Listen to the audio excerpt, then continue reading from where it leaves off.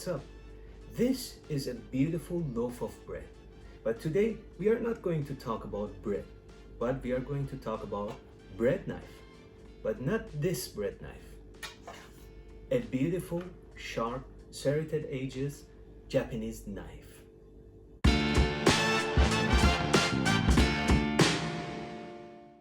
Can we cut our sourdough bread with a normal bread knife?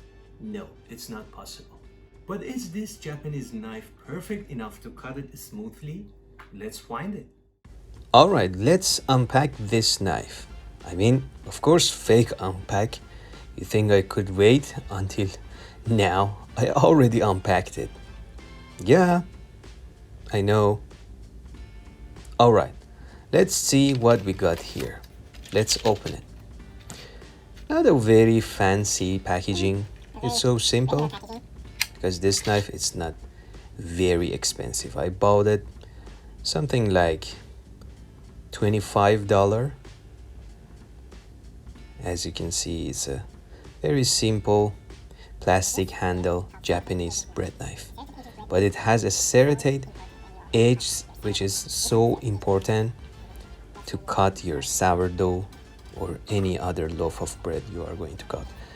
You can see, you can compare the edges. This is serrated and it's so thin.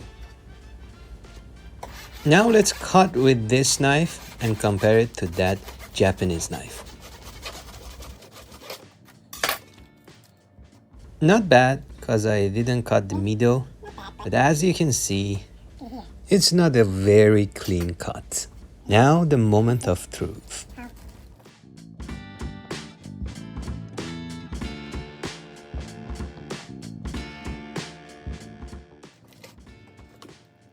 First of all, it was a great, amazing experience. It cut like a piece of cake. Very smooth.